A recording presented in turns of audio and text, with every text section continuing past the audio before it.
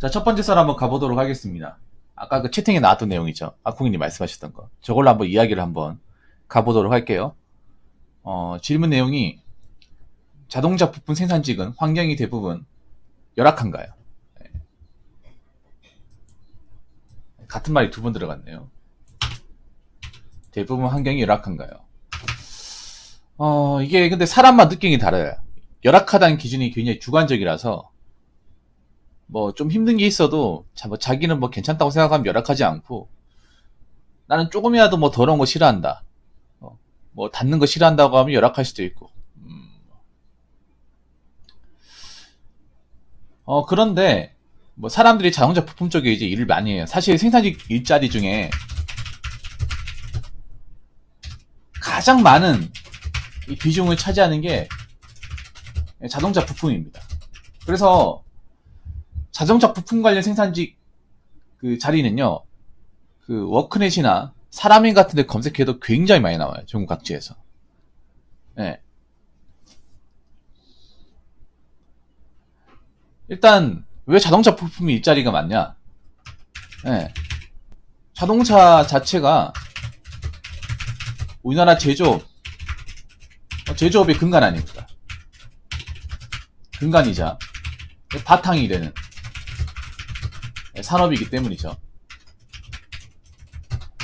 예. 우리나라가 자동차를 워낙 많이 만들기도 하고, 자동차 때문에 이렇게 좀 생활 수준이 많이 올라가기도 했고요. 차 없으면 좀 살기 힘든 나라가 우리나라지 않습니까? 그래서 자동차 관련 일자리가 많죠. 뭐 자동차 부품뿐만 아니라 뭐 자동차 수리도 있고, 썬팅도 있고, 랩핑도 있고 많잖아요. 그런데 자동차 부품 생산직은 이게 사람마다 다른데, 제 개인적으로 봤을 때는 열악한 게 맞아요. 네. 보통 완성차 회사의 생산직은 열악하지 않습니다. 아무래도 대기업이다 보니.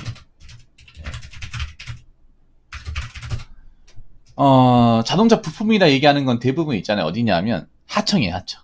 예. 근데 부품 쪽은 열악해요. 열악한 곳이 많아요. 안 열악한 곳도 있겠지만, 제 방송에서 이제 자동차 부품 쪽을 겪어보신 분들, 저도 겪어봤던 사람 중에 한 명으로서 감히 말씀드리면 열악합니다. 열악해요. 생각해봐. 아니, 열악하지 않으면 왜 사람들이 그만둬요? 왜 자리가 자주 나? 응? 한번 생각해보세요. 자동차 부품 생산직은요, 다른 생산직에 비해서 유독 퇴사율이 높습니다. 높은데 그 이유가 여러 가지가 있겠지만, 대표적으로 뭐냐? 환경이 열악합니다. 네. 이유 중 하나가 열악한 환경.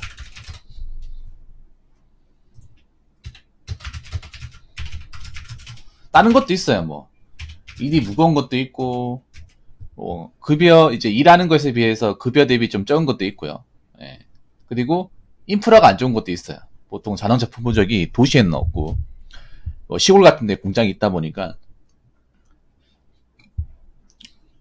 차가 없으면 대중교통으로 왔다 갔다 힘들고, 기숙사 생활 하더라도 기숙사 주변에 아무것도 없고 하기 때문에, 이게 환경이라는 게 굉장히 포괄적인 거야.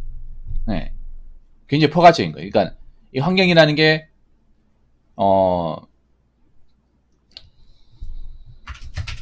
여기서 말하는 열악 환경이라는 것은 내부 환경과 이 외부 환경을 포함시키는 거예요. 이게 포함된 말이에요. 그러면 자, 내부 환경 뭐가 안 좋냐? 일단 기름 냄새가 너무 많이 나요. 공장에 들어가 보면 좀 역한 기름 냄새가 납니다. 그래서 바닥에 기름이 흥건해요. 왜냐? 자동차 부품을 관련해서 만드는 것들은 다 기름으로 움직여요. 기계가 이제 기름을 넣어야 돼요. 근데 일반 우리가 쓰는 뭐 휘발유나 경유가 아니라 아마 공장에서 일해보시면 아실 거야. 보통 기름이 어떤 거냐 하면 절삭유, 그리고 습덕유, 그리고 방충유라고 있어요. 근데 이 세 개 기름이 다 독해요. 엄청 독합니다. 보통 자동차 부품에서 가장 많이 하는 게 가공이에요, 가공. 예.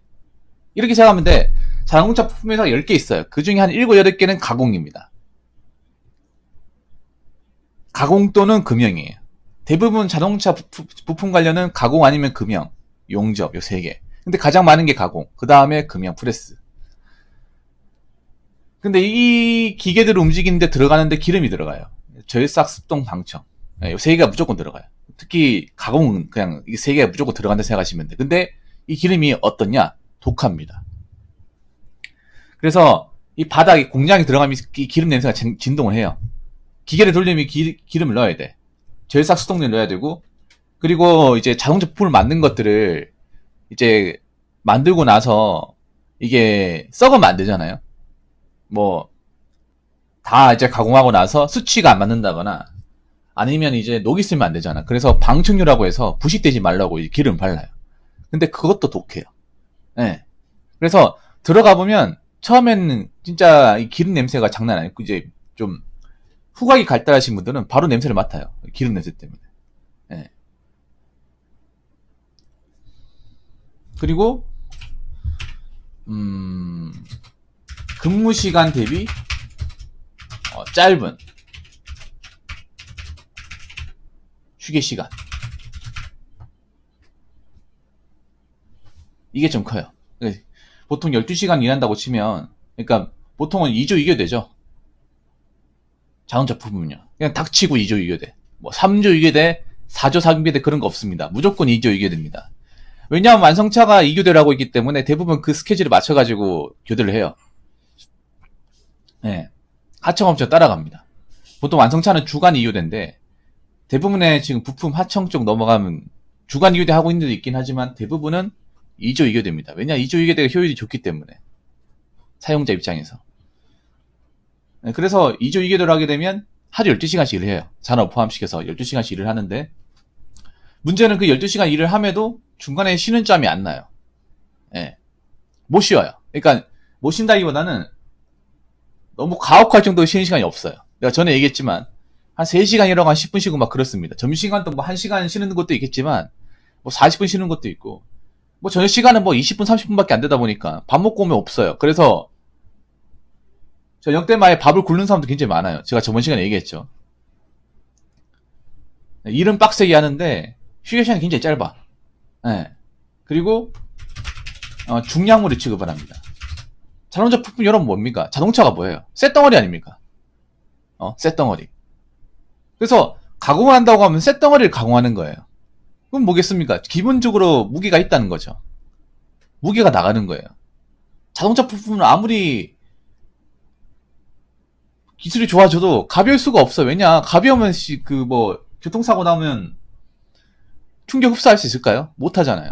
네, 자동차는 거의 대부분 쇳덩어리입니다.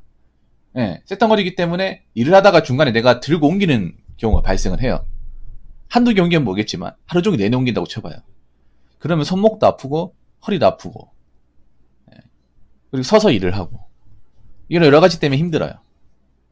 네, 물론 공장 부품마다 환경마다 다르겠지만 이 내부 환경이 이렇게 좀 빡시고 그 외부 환경은 뭐가 안 좋냐? 일단 공장들 대부분이 시가지와 굉장히 떨어져 있습니다.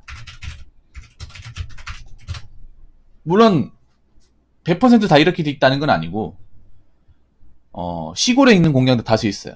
네, 아웃소싱 같은 데 가보면 여러분들 왜 근무지 같은 거 한번 보세요. 보면 살면서 내가 한 번도 가본 적이 없는 곳일 거예요. 대부분은. 아 이런데 공장이 있었어? 아, 지나간다 한 번씩 본 것 같은데? 그러니까 그런 거예요. 뭐냐면 내가 여기 근무를 안 하면 살면서 한 번도 오지 않을 곳이야. 예. 네. 그렇지 않습니까, 호이님?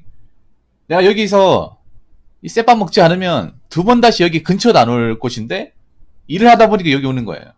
아, 우리 동네 이런데 이 구석에 이런 공장이 있었구나.